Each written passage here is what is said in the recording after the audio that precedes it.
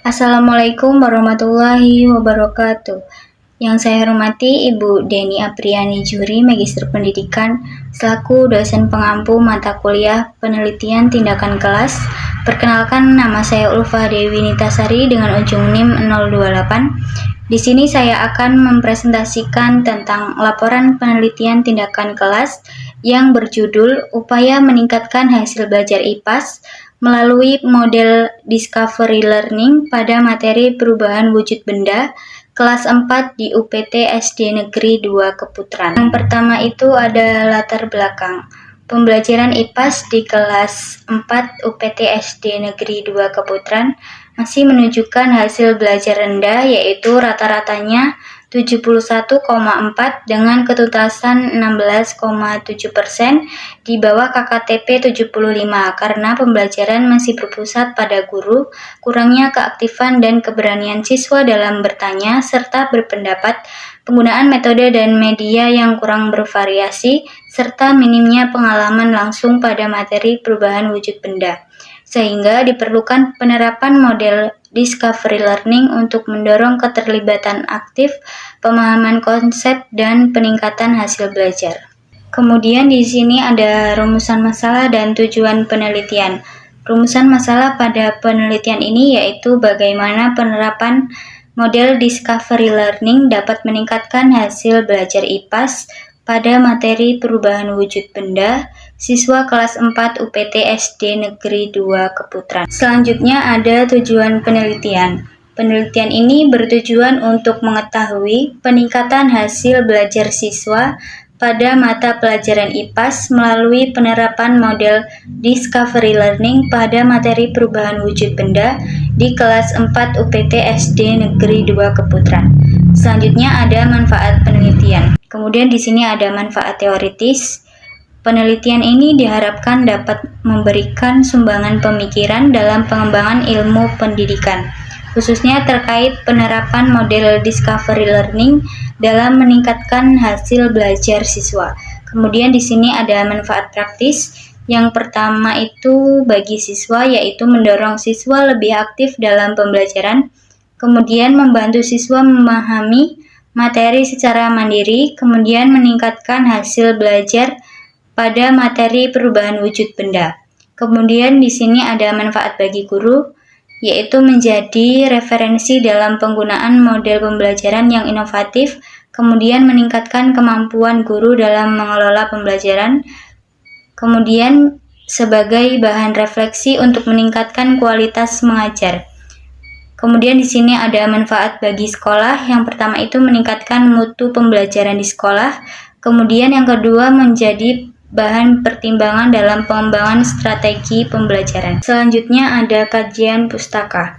Hasil belajar merupakan perubahan yang terjadi pada diri peserta didik setelah mengikuti proses pembelajaran. Perubahan tersebut meliputi aspek pengetahuan, sikap, serta keterampilan yang diperoleh melalui pengalaman belajar menurut Susanto tahun 2019. Indikator hasil belajar yang digunakan meliputi siswa mampu menjelaskan pengertian perubahan wujud benda, kemudian siswa mampu menyebutkan jenis perubahan wujud benda, kemudian siswa mampu memberikan contoh dalam kehidupan sehari-hari, kemudian siswa mampu menyelesaikan soal evaluasi dengan benar, kemudian siswa mencapai nilai maksimal sesuai KKTP.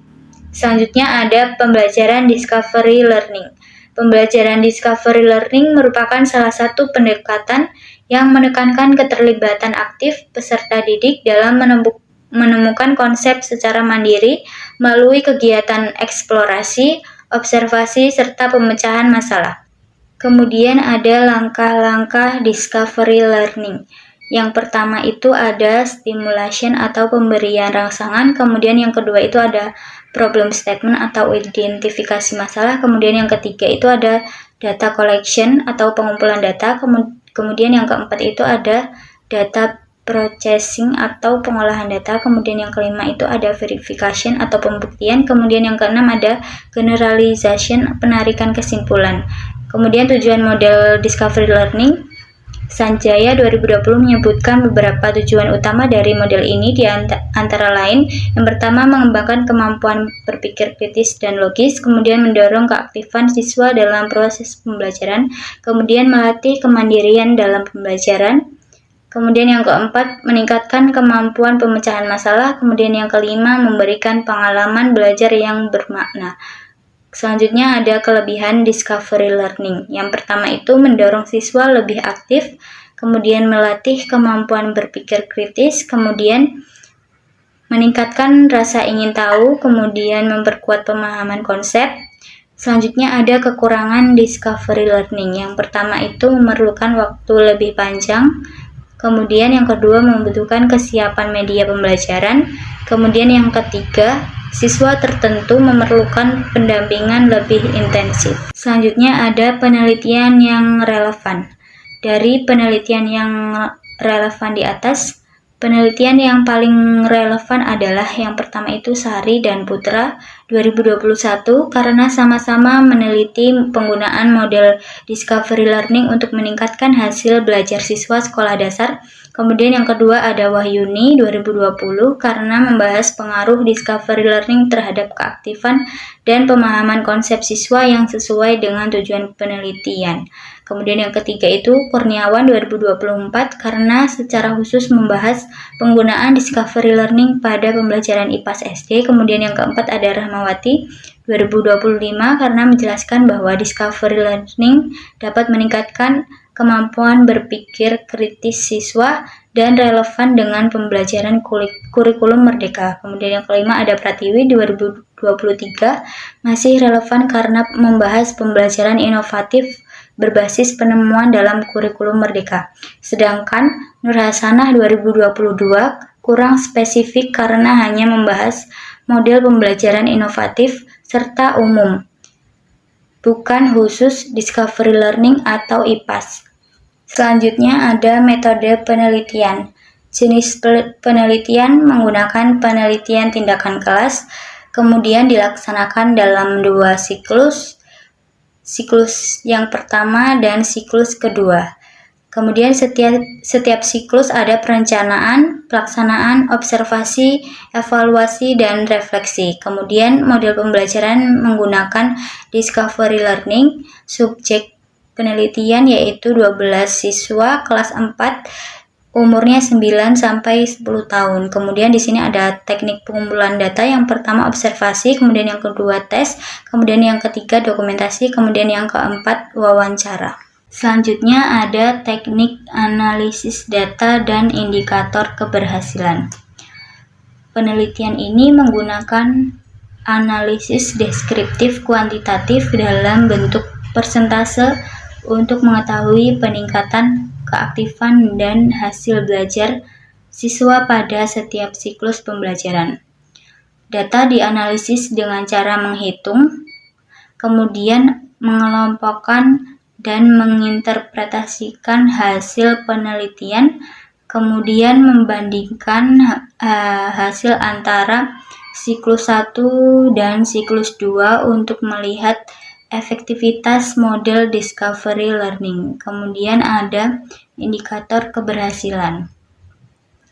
Penelitian dianggap berhasil apabila keaktifan siswa mencapai minimal 80% dengan kategori tinggi.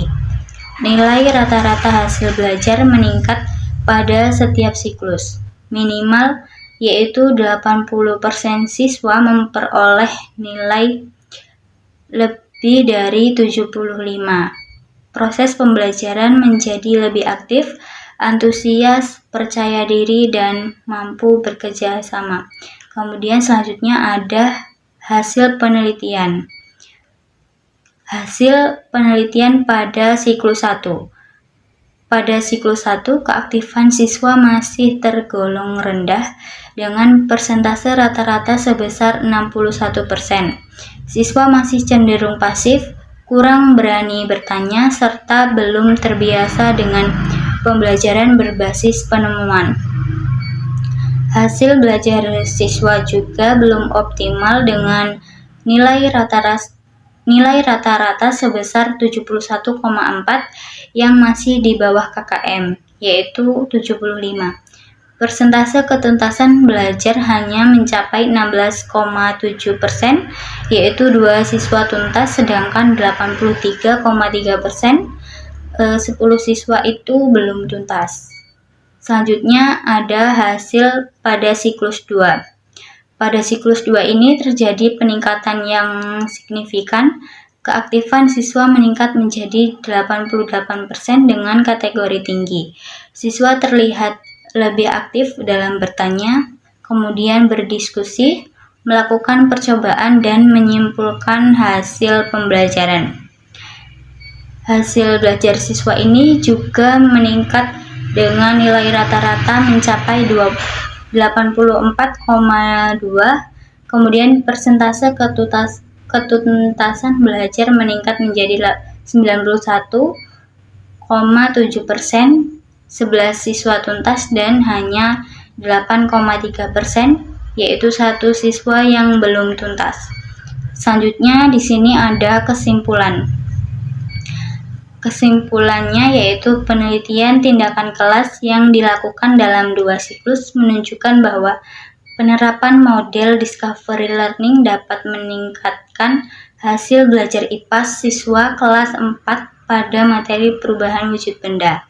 Hal ini terlihat dari peningkatan nilai rata-rata siswa dari 71,4 pada siklus 1 menjadi 84,2 pada siklus 2, serta ketuntasan belajar yang meningkat dari 16,7%